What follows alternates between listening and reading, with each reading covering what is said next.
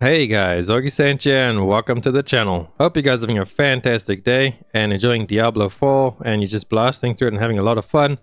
And you're probably watching this video and you just beat the campaign and now you're wondering yourself, where do I go from here? There's so much to do. The whole map just opens up completely once you beat the campaign. And then once you actually do your Capstone dungeon, you guys might even know what that is yet. Once you do that, it opens up even more things for you. So this video is going to talk to you guys a little bit about all the things and what I think is the best direction to go through it. As efficient as you want, or not as efficient. You don't have to always be efficient, but just to help you through and what I suggest doing early on. So without further ado, let's hop into this video. So you can see in the background here, I just have my new druid that I made. I got to level 39 by completing a story. I pretty much just beelined the story with a friend of mine. We just beat the last boss, the campaign, everything is done. And then the first thing that happens is you actually get a quest over here with the Tree of Whispers to go and unlock that. That's one of these unlockable quest things, priority quests. One of these will pop up in there. So go ahead and do that. Literally just do 2 dungeons, because how this works, you need to collect Grim Favors to fill up the bar at the bottom of the Tree of the Dead over there. The Whispers are dead. So you can do any of these activities and they will award you Grim Favors. It should start out over here in this zone with the first one that you can go and do. We just teleported there and then there was 3 dungeons around here, so we did 2 of these dungeons and then you get your first 10 Grim Favors. You have to go back to the tree over there, you turn it into the tree, gives you a box of goodies, and then just select whichever one you think you're going for. But a good choice to go for on these boxes, all accessories, the gloves, and then all the weapons, because those have your damaging aspects on them and those are usually going to help you progress much faster or be something really important that you'll be looking for your build. As whereas your other things like your helmet, your pants, and your chest is more like utility, defensive kind of aspects that they have on them. So I suggest focusing on gloves, rings, weapons. Those are the ones you want to get. So if any of those chests pop up, get one of those.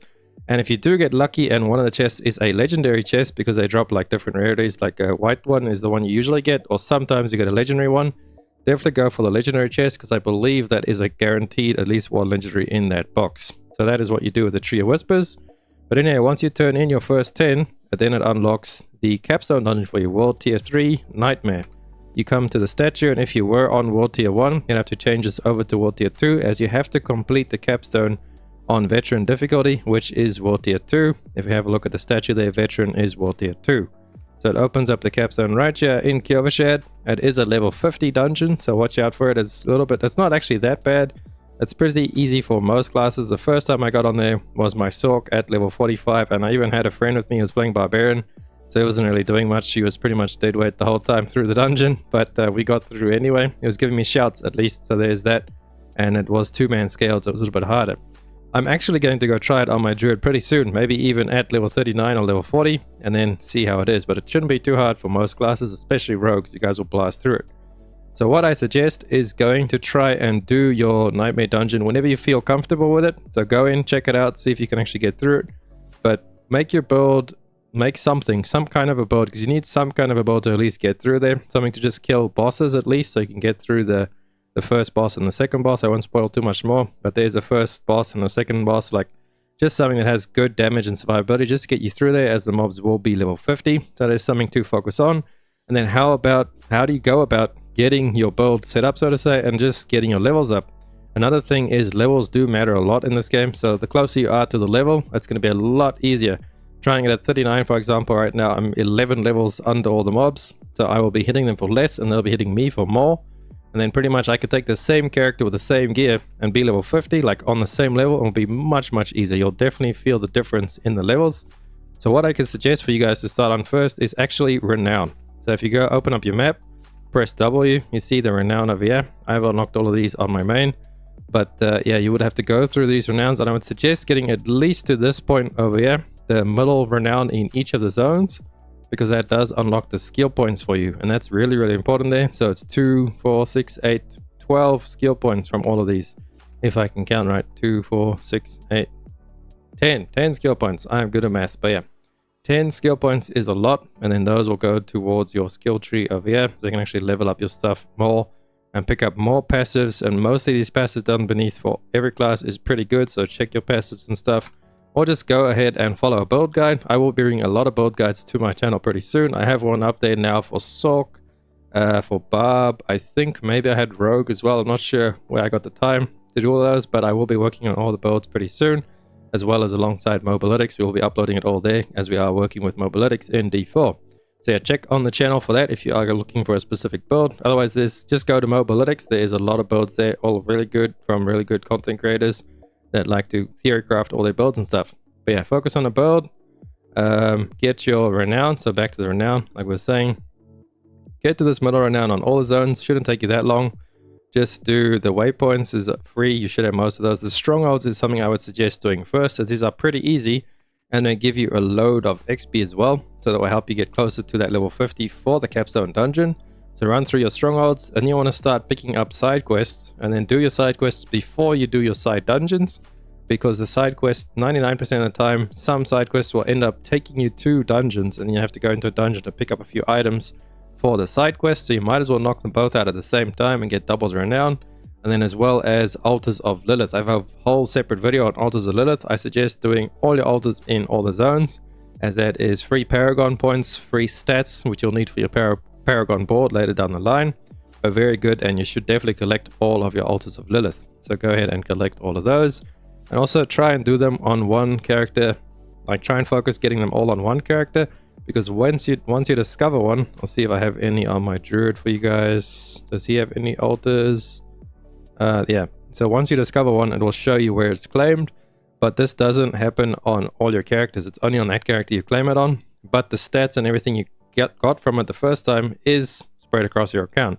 So what I mean is I've actually collected all the altars of Lilith on my Sork, which is my main character, but they don't show up on my druid. So going through and collecting a few on your druid and going through and collecting a few on another character, you'll kind of lose track of which ones you need, especially if you are using a website to track where they all are. So just remember that. You want to try and get them all on the one character. So that's really it for Renown. Focus on your Renown. That will give you a much needed boost. It will get you a bunch of gear and stuff. And then it will get your levels up slowly. And then once you're bored of doing Renown, I would say actually do the Tree of Whispers. You want to do the Tree of Whispers to get your favors. And it's doing these events, yeah, like all the time. They rotate, I believe, every hour or so. Every hour and 20 minutes maybe. You can see when that timer runs out. And you see at the same time, by doing these Grim Whispers or whatever you want to call them, you actually get the aspect of the dungeon the first time you complete it. So yet again, getting your Renown and then just getting everything all at the same time. But if you go ahead and do some side quests first, then you can do the dungeon and you can get the Grim Favor all at the same time. It is a little bit random where the Grim Favors are actually going to end, as they do rotate between pretty much all the dungeons on the whole map.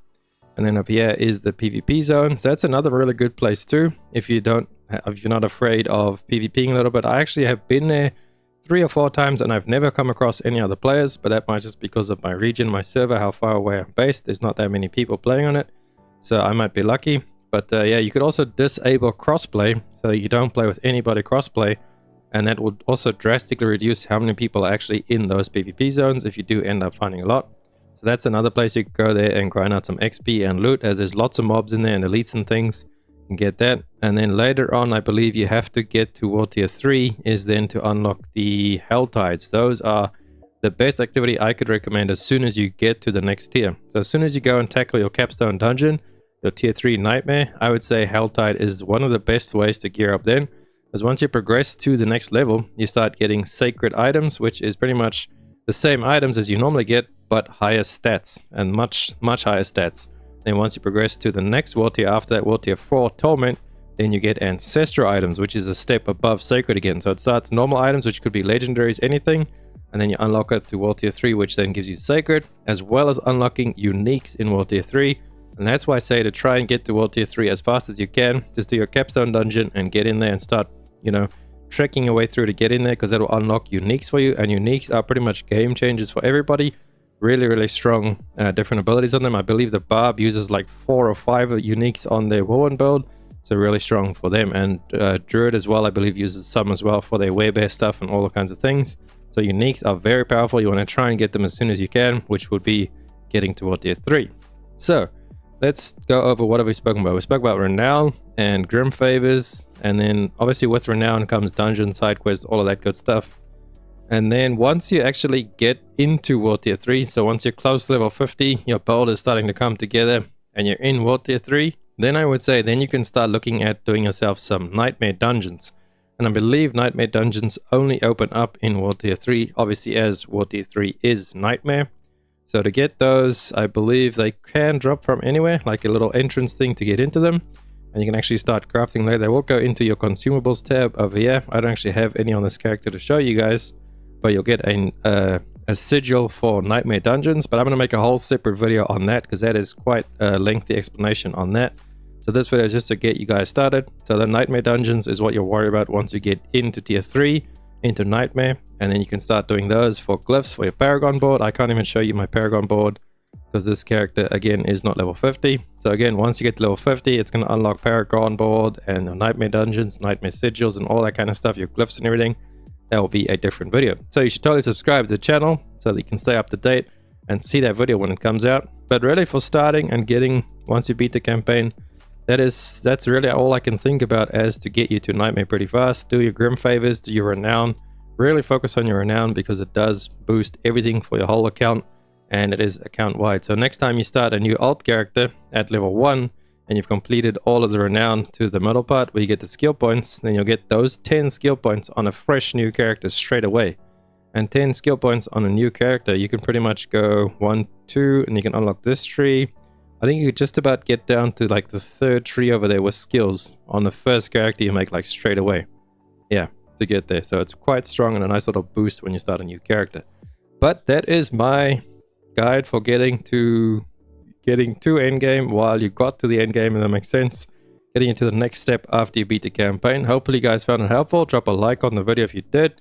Chuck down in the comments if I missed anything, if you guys agree with me, disagree with me, what's your opinion, if you guys are enjoying Diablo. Join the Discord as well, trying to build it up for you guys so we can have a bunch of people helping each other out there, farm up some D3 loots and help each other through the dungeons and stuff if anybody needs help, as well as join the clan. So join the Discord, join the clan. We have a clan up right now in the game, so hop in there and I'll get you invited. Anyway, thank you guys so much for watching. I'll catch you guys in the next one. Foggy saying out. Run free and dive into the sky. Hear the